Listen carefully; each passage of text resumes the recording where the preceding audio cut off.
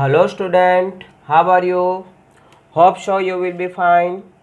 आज हम कक्षा 12 सब्जेक्ट अकाउंट चैप्टर नंबर 1 साझेदारी विषय प्रवेश में साझेदारों के पूंजी खाता के बारे में अभ्यास करेंगे।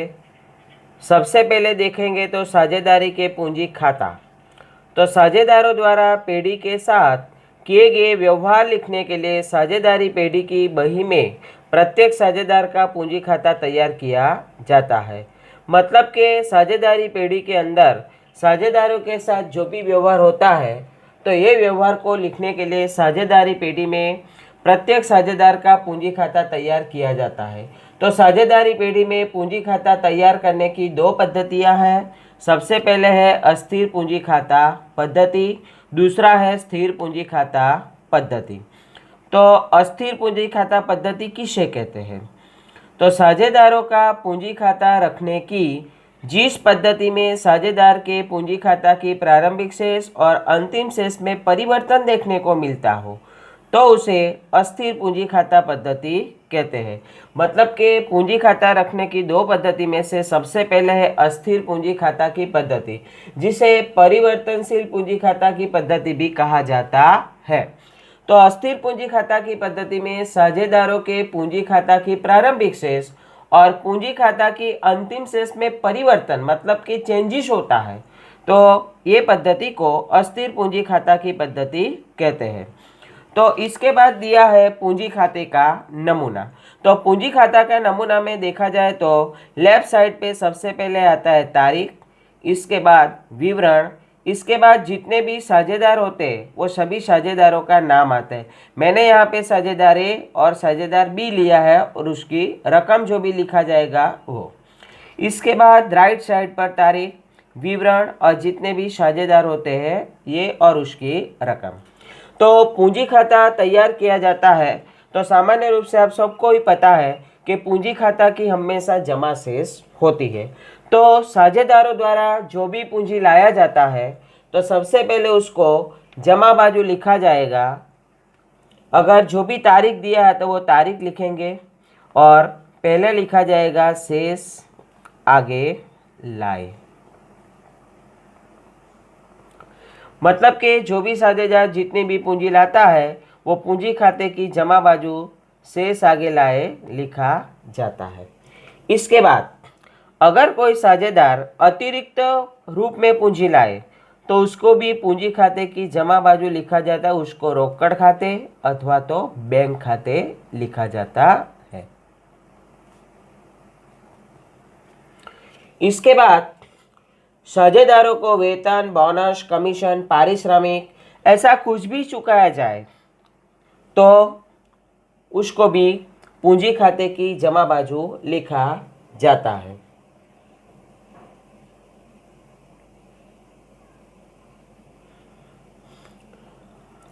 तो वेतन चुकाया जाए तो वेतन खाते लिखा जाता है।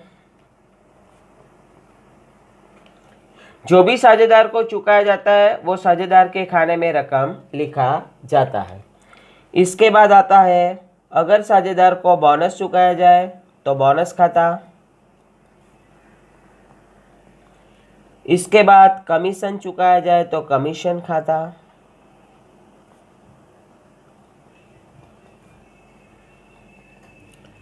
इसके बाद अतिरिक्त काम के रूप में साझेदार को पारिश्रमिक चुकाया जाए तो पारिश्रमिक का लेखा भी पूंजी खाता की जमा बाजू होता है। इसके बाद उधार बाजू देखा जाए तो शेष आगे लिखा जाता है, लेकिन पूंजी की हमेशा जमा शेष होती है। फिर भी यदि पूंजी की उधार शेष होती है तो तारीख में तारीख लिखा जाएगा और शेष आगे लाए लिखा जाता है।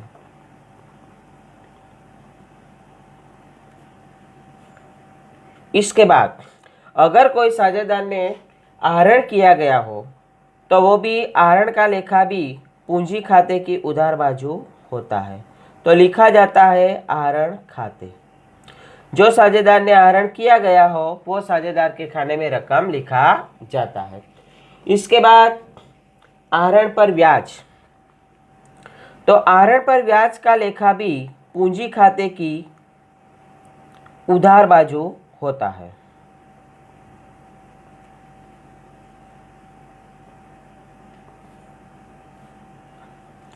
इसके बाद जमा बाजू देखा जाए तो लाभ हानि वितरण खाता से अगर लाभ होता है तो जमा बाजू लिखा जाता है वितरण पात्र लाभ। ये वितरण पात्र लाभ जो है वो तय किया गया प्रमाण के अनुसार अथवा तो कोई भी प्रमाण न दिया गया हो तो ये लाभ जो है वो समान अनुपात में बांटा जाता है। अगर हानि हो तो पूंजी खाते की उधार बाजू लिखा जाता है वितरण पात्र हानि। ये भी जो भी लाभ हानि का वितरण है प्रमाण है वो प्रमाण में बांटा जाता है अथवा तो प्रमाण न दिया हो तो समान अनुपात में बांटा जाता है। इसके बाद टोटल किया जाता है।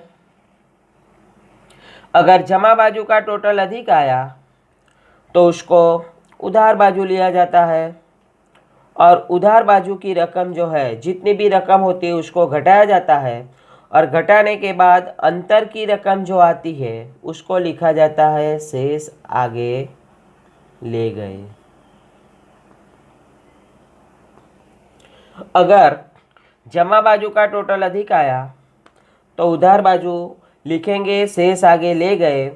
तो पूंजी की जमा शेष आई है तो उसको पक्की तलपट में पूंजी दायित्व साइड सबसे ऊपर पूंजी साझेदार का नाम लिखकर लिखा जाता है।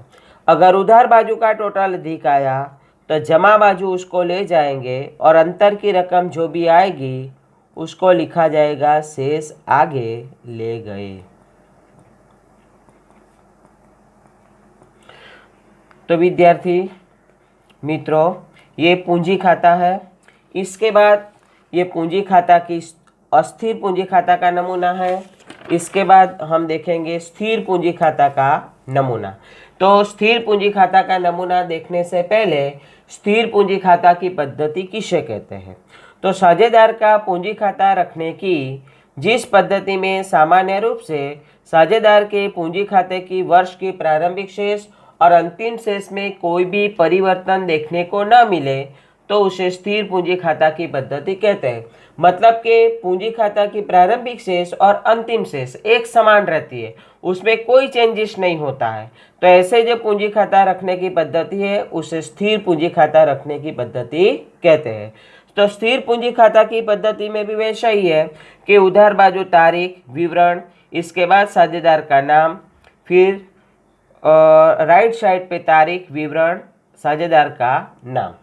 तो यहाँ पे सबसे पहले साझेदारों द्वारा जो भी पूंजी लाई गई होती है तो उसको जो भी तारीख को लाया गया है वो तारीख लिखा जाए, फिर लिखेंगे शेष आगे लाए।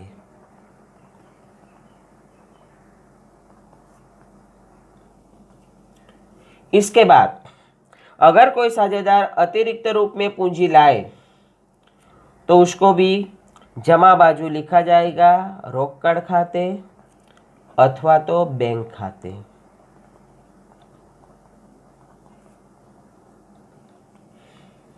इसके बाद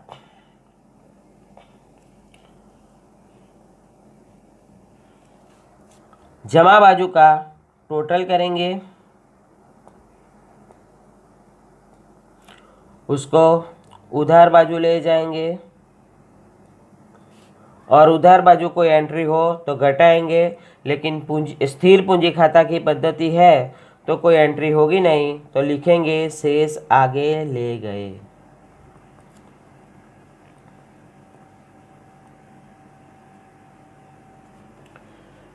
इसके बाद ये शेष आगे ले गए जो है वो भी पक्की तलपट में पूंजी दायित्व साइड पूंजी लिखकर साझेदार का नाम लिखकर उसमें रकम लिखी जाती है।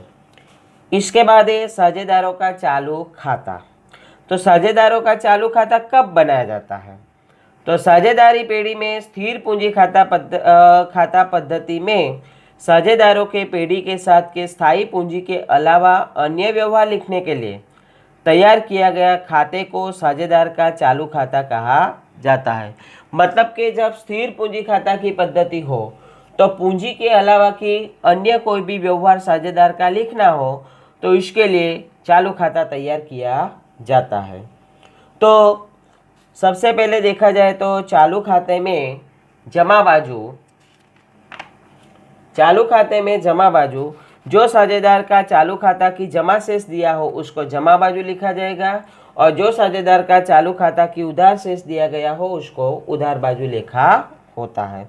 सबसे पहले लिखा जाएगा तारीख, और चालू खाता की अगर साझेदार का जमा शेष दिया हो तो जमा बाजू लिखेंगे, शेष आगे लाए। इसके बाद साझेदार का पूंजी पर ब्याज, तो पूंजी पर ब्याज का लेखा भी चालू खाते की जमा बाजू होता है। इसके बाद चालू खाते की जमा बाकी का ब्याज, तो चालू खाते की जमा बाकी का ब्याज भी चालू खाते की जमा बाजू ही लेखा होता है।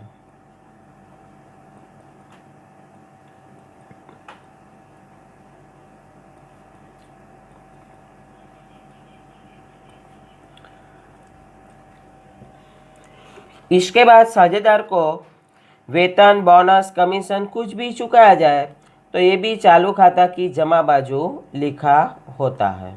वेतन, बोनस, कमीशन।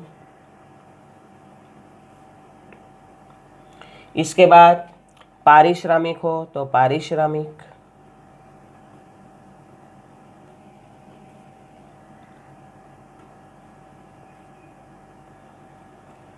इसके बाद यदि लाभ हुआ तो चालू खाते की जमा बाजू लिखा होता है वितरण पात्र लाभ। तो ये वितरण पात्र लाभ जो है लाभानी के वितरण के अनुपात में, प्रमाण के अनुपात में, और नहीं दिया गया हो तो समान अनुपात में उसको बांटा जाता है। इसके बाद उधार बाजू देखा जाए तो यदि कोई साझेदार के चालू खाता की उधार शेष दिया हो तो उधार बाजू सबसे पहले तारीख लिखा जाता है, इसके बाद शेष आगे लाए।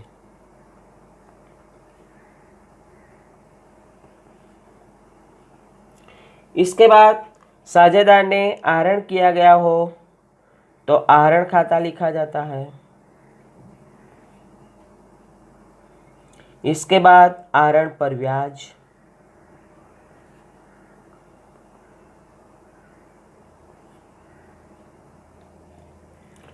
इसके बाद चालू खाता की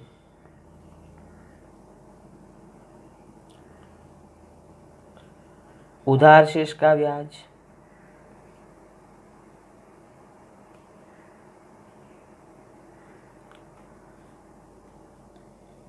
इसके बाद अगर हानि हो तो वितरण पात्र हानि।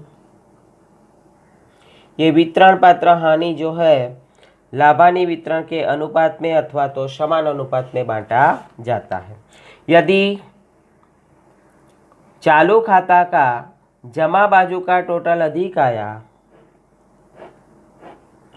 तो उसको उधार बाजू ले जाएंगे और अंतर की रकम ज्ञात करेंगे, उसको लिखेंगे शेष आगे ले गए। तो चालू खाता की जमा बाजू का टोटल अधिक आया तो उधार बाजू शेष आगे ले गए लिखेंगे। मतलब कि चालू खाता की जमा बाकी है तो ये चालू खाता की जमा बाकी जो है वो पक्की तलपट में पूंजी दायित्व साइट लिखा जाता है। इसके बाद अगर जो चालू खाता का उधार शेष का टोटल अधिक है तो जमा बाजू अंतर की रकम लिखेंगे, शेष आगे ले गए। तो ये अंतर की रकम जो है चालू खाता का उधार का टोटल अधिक है तो चालू खाता की उधार शेष है तो पक्की तलपट में उसको लिखा जाएगा संपत्ति लेना बाजू। तो आज हम पूंजी खाता और चालू खाता का अभ्यास किया। अब अगले वीडियो में हम लाभानी वितरण खाता और शॉर्ट क्वेश्चन के बारे में अभ्यास करेंगे।